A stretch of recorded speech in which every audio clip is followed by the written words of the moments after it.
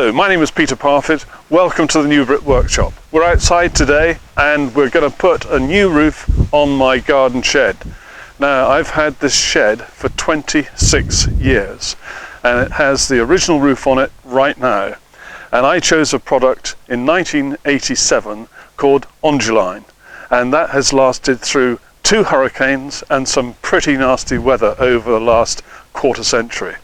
So it's time to replace it, and because it was so good before, I'm going to use the same product again. Now, Onduline is a corrugated bituminous material.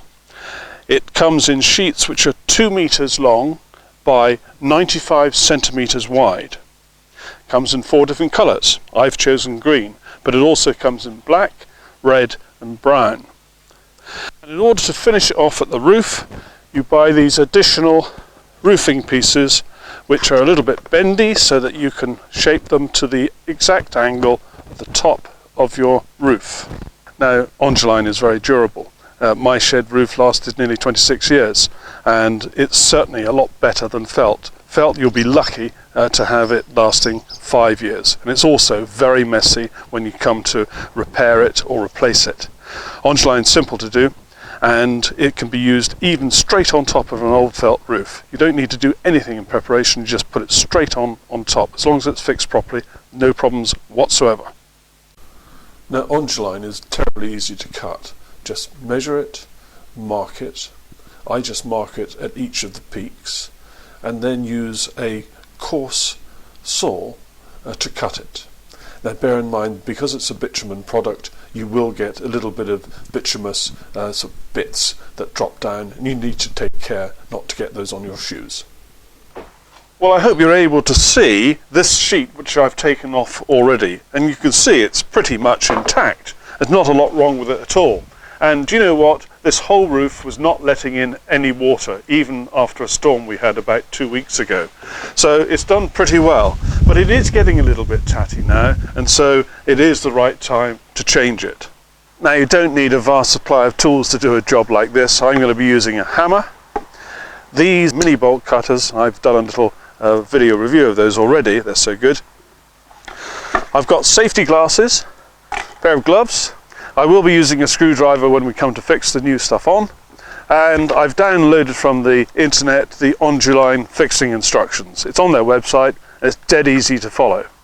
Now, the most common form of fixing for Onduline are nails like these, and these come with a plastic cap, and you can hammer straight down onto the plastic cap, and this then forms a nice waterproof seal when it goes into the Onduline and through to your purlin. But because my purlins are now a little bit delicate because the shed is pretty old, I'm going to be using screws. And these screws are very easy to put in. They've got a waterproof washer at the top, so it makes a nice seal again with the Onduline. And they're available in packs of 100 like this, and it all comes with the Onduline. And they're not much more expensive than the nails. The one thing you have to remember when you're using screws or nails is that you don't put them in too far and distort the shape of the Onduline. Now, every now and again you get one of these nails which just won't come out with a hammer, and so that's why I've got the Gidor mini bolt cutters. And all you need to do is to peel back like so, get the bolt cutters in, and away you go. Job done. And there's the old bit there. Well, it took just over half a day to take all of the old sheeting off. It wasn't really difficult at all, and it's in the trailer, ready to go to the dump. The Onduline instructions are really thorough about how to go about putting on the new Onduline. And you should always start by knowing which direction the prevailing wind is coming from, because that makes a difference how you lay the sheeting. And what you do is, you start from the point on your shed which is the furthest away from the prevailing wind, and you start with the lowest sheets, and then you would lay 6, 7, 8, 9 and 10 on the upper layer, followed by the ridge pieces along the top. Now, in my case, it's not quite so easy to do it in that order, and the reason is getting access to put the screws in. So I'm going to still follow the principle that Onduline lay out in their instructions, but I'm going to do it in a slightly different way. I've still got the wind direction from the same place, and now I'm going to put the lower far sheet in, number 1, and then the one which is above it, number 2. Then I put the ridge piece on. Then I go down and put the next lowest sheet on, tucking it under the upper one that I've already laid. And I then follow this process, working along. And this way I can get at all of the sheets to put the screws in.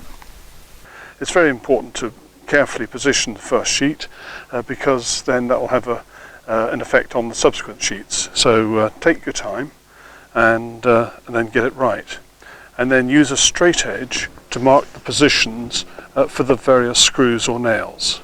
And I've got an ordinary pencil, and that makes just enough of a mark that you can see it just reflecting in the light, and that gives you just enough indication, and it won't ruin the look of your roof when it's done.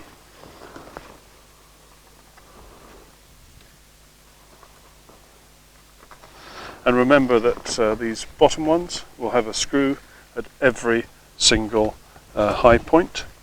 The intermediate ones will have a screw every other high point, and the top will have a screw at every high point. And if there's a join between two sheets, one above the other, then at that join you would have a screw at every high point. Simple.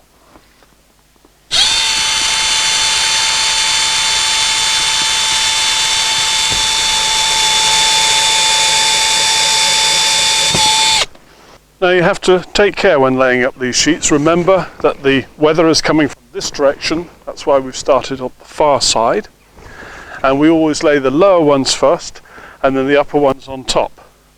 Now when it comes to putting this one in, I slid it in underneath that one there, and this next one which is going there will go on top of there and of course here.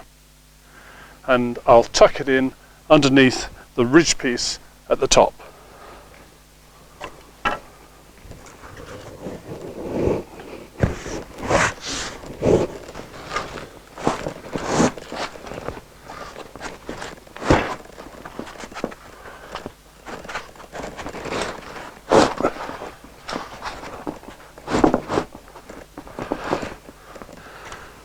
It's in position, and I'm just checking that it's lining up with the previous one here. That's it, spot on. Now I'm using screws rather than nails, because with nails you have to support the underside of the purlin when you're hammering them in. And also you have the added advantage with screws that should you put a sheet not quite in the right place, you can undo the screws, move the sheet and put the screws back in again with no fuss at all. Now these Onduline screws have a drill point, and that means that they'll go into very hard materials, make a drill hole, and then they will self-tap themselves into steel and aluminium and other types of hard material. Obviously with my wood, there's no problem at all. They're going in very easily. Now remember, when you're at the bottom layer of screws or nails, that you put a screw or nail at every high point along the bottom. Then as you work up the sheet, it's a screw or nail every other high point. At a join between two sheets, you put a screw at every high point, and then at the very top, where you have the ridge piece, you put a screw in at every high point, and that screw goes through the ridge piece, through the top sheet, and then into the purlin. Now when you get to the end and you've got the fascia board there, I make sure that the final sheet is just sitting over the fascia board. The fascia board I've got tucked up quite high so it's supporting the underside of the sheet, and then I've put a screw in through the sheet into the edge of the fascia board.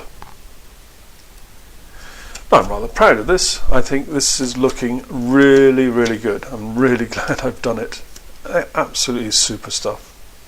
What a nice job. Well, that's it. It's taken just over 2.5 days to do this, and that included taking the old stuff to the dump. Now, I've been using Onduline for years. I've used it on every new shed I've made. I've used it when I've repaired old sheds with felt roofs. It is brilliant. and I'm sure this new roof is going to last another quarter century. Thanks very much for watching. Bye bye.